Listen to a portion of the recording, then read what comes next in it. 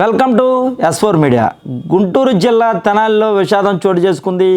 Social media posting వల్లే గీతాంజలి ఆత్మహత్యాయత్నం చేసుకుందని, జీజీహెచ్లో చికిత్స పొందుతూ మృతి చెందిందని, తనకు ఇళ్ల పట్టా ఇచ్చిన ఆనందంతో సోషల్ మీడియాలో గీతాంజలి వైఎస్ఆర్సీపీ పార్టీని పొగిడిందని, అందువల్లే టీడీపీ సోషల్ మీడియా విభాగం ట్రోల్ చేశారని, ఆమె అందువల్లే మనస్తాపానికి గురై చనిపోయిందని తన భర్త అయితే నిన్న పోలీసులకైతే ఫిర్యాదు చేశారు. అయితే గీతాంజలి మృతి రాజకీయంగా పెను సంచలనం అయితే చోటు చేసుకుంది. ఆంధ్రప్రదేశ్ ముఖ్యమంత్రి జగన్మోహన్ రెడ్డి మృతురాలి కుటుంబానికి 20 లక్షల పరిహారం ఇవ్వాలని కూడా ఆదేశించడం జరిగింది. అయితే గీతాంజలి మృతికి కారకులైన వారిపై వెంటనే చర్యలు తీసుకోవాలని కూడా చెప్పడం జరిగింది. అయితే దీనిపై మరింత సమాచారం మా ప్రతినిధి ఇన్పుట్ ఎడిటర్ శ్యామ్ అందిస్తారు. శ్యామ్, చెప్పండి, అసలు తెనాల్లో ఏం జరిగింది? Good evening. ఈరోజు చూసుకున్నట్లయితే ఒక వివాహిత తెనాలికి సంబంధించిన గీతాంజలి అనే ఒక వివాహిత ఆమె యాదృచ్ఛంగా మరణించిందా లేకపోతే ఆత్మహత్య చేసుకున్న దానిపై సందిగ్ధం నెలకొంది. ప్రస్తుతం చూసుకున్నట్లయితే ఇది రాజకీయ అంశానికి తెరతీస్తుంది. మరికొద్ది రోజుల్లో ఎన్నికలు రాబోతుండటంతో అన్ని పార్టీలు కూడా ఈ అంశాన్ని తమకు అనుకూలంగా మలుచుకునేందుకు ప్రయత్నిస్తున్నాయి. ఇక్కడ చూసుకున్నట్లయితే గీతాంజలి అనే మహిళకు ఇటీవల జగనన్న ఇంటి పట్టా అనేది ఆమెకు అందించారు. అయితే ఆ సందర్భంగా ఆమె సోషల్ మీడియాతో ఆమె కొన్ని వ్యాఖ్యలు చేశారు.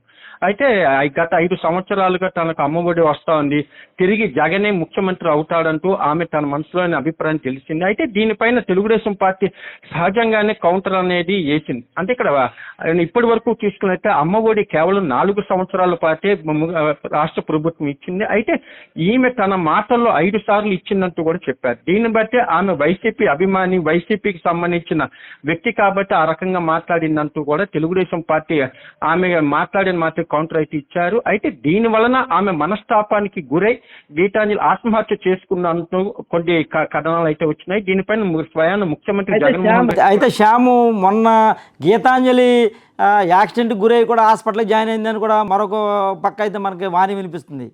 అంటే ఇది చూసుకున్నట్లయితే ప్రస్తుతం అయితే ఆమె మరణం అనుమానాస్పద స్థితి కింద ఉన్నట్టు కూడా పోలీసులు కేసు నమోదు చేశారు. అయితే 2 రోజుల క్రితం ఆమె పట్టా తీసుకుని వస్తుండగా ప్రమాదం జరిగింది. ఆ ప్రమాదంలోనే ఆమెకు తీవ్రంగా గాయపడింది. దానివల్లనే ఆమె మరణించినట్టు కూడా ఒక రకంగా వినబడతా ఉంది. దీనిపైన పోలీసులు కూడా ప్రస్తుతం విచారణ అయితే చేపట్టారు. ఆమె ఆత్మహత్య చేసుకుందా లేకపోతే ప్రమాదం జరిగినతోనే ఆమె మరణించిన తెలియాల్సింది. ఆమె భర్త మాటలో కూడా చూసుకున్నట్లయితే అర్ధరాత్రి 3 గంటలకు కూడా ఆమె తన ఫోన్ చూసుకుంటూ కూర్చున్నారు. కొన్ని ట్రోల్స్ అనేది సహజంగానే వస్తూ ఉంటాయి.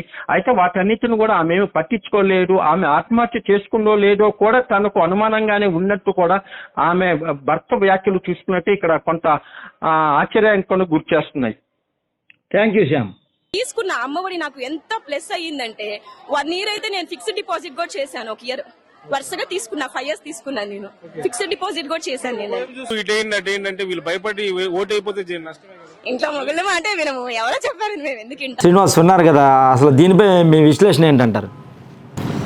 నిజానికి తెనాలిలో జరుగుతున్నటువంటి ఈ యొక్క ట్రోలింగ్ అనేటువంటిది ఏదైతే ఉందో అది చాలా విభిన్నంగా కనపడుతుంది. వాళ్ళు మాట్లాడుతున్నారు రైటే, ఎప్పుడూ లేనిది ఒక వైఎస్ఆర్సీపీ కార్యకర్తకు ప్రమాదం జరిగింది అనగానే 20 లక్షల రూపాయలు ఎక్స్గ్రేషియా ప్రకటించడం అనేది ఈ విషయం జరిగినటువంటి కొన్ని గంటల్లోనే సాక్షాత్తు ముఖ్యమంత్రి గారు అనౌన్స్ చేయడం అనేది కూడా, అంటే అటు టీడీపీ వాళ్ళు ట్రోల్ చేసినట్టు 4 సార్లు అయితే ఇప్పటి వరకు వచ్చింది, 5 సార్లు ఈవిడికి ఎలాగిచ్చినారు, ఎవరిచ్చారు, ఎలా వచ్చిందంటారు అసలు? ఇది క్వశ్చన్ మార్క్.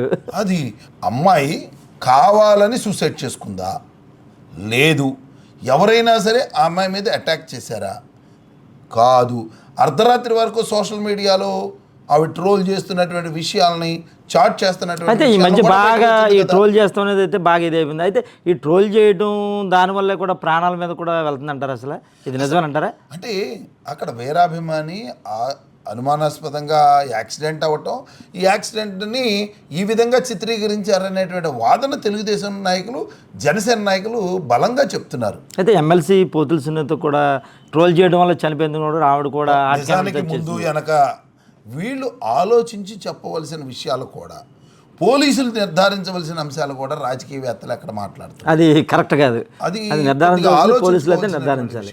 ఏదేమైనా ఇప్పుడు ప్రతిపక్షం వాళ్ళు చేశారు, లేకపోతే వాళ్ళు చేశారు, వీళ్ళు చేశారని ట్రోల్ చేయటం ఇది సమంజసం కాదు. అసలు ఆవిడ మృతికి గల కారణాలు ముందైతే అది వెలికి తీయాలి. ఎవరైతే గీతాంజలి ఉందో ఆ గీతాంజలి మృతికి గల కారణాలు పూర్వాపరాలు ప్రత్యేకించి తెలియాలి. దీనికంటే ముందు ఎఫ్ఐఆర్లో ఏమని రాశారు, ముందు ఏమి రాశారు, తర్వాత ఏమి రాశారు, ఇది చూస్తే వకీల్ సాబ్ సినిమా గుర్తొస్తుంది. వకీల్ సాబ్ ఇది మరి ఆలోచించాల్సిన సందర్భం అంటూ అక్కడ జరుగుతున్న ట్రోలింగ్స్ మనం అంతవరకు విశ్లేషించగలమే కానీ నిజంగా వకీల్ సాబ్ లాగా ఎఫ్ఐఆర్ కాపీలు మార్చేశారా, లేకపోతే అనుకోకుండా జరిగినటువంటి ప్రమాదాన్ని అనుమానాస్పద మృతిగా మార్చారా, ఇలాంటివన్నీ ట్రోల్స్లో నడుస్తున్నప్పుడు దీనిపై పూర్తి విశ్లేషణ చెప్పవలసింది, పూర్తి నిగ్గు తేల్చవలసింది మాత్రం పోలీసులే. ఏది ఏమైనా ఆవిడ కుటుంబానికైతే ప్రస్తుతానికి తాత్కాలికంగా 20 లక్షల ఎక్స్గ్రేషియా ఇచ్చి ప్రభుత్వం ఆదుకుందనుకోవచ్చు. బట్ నిజాలు అయితే ఖచ్చితంగా నిగ్గు తేలవలసిన అవసరం అయితే కనపడుతుంది ఈ నిమిషంలో. Thank you. మరోసారి మరో అంశంతో మీ ముందుకు వస్తాం. Thank you. నమస్కారం.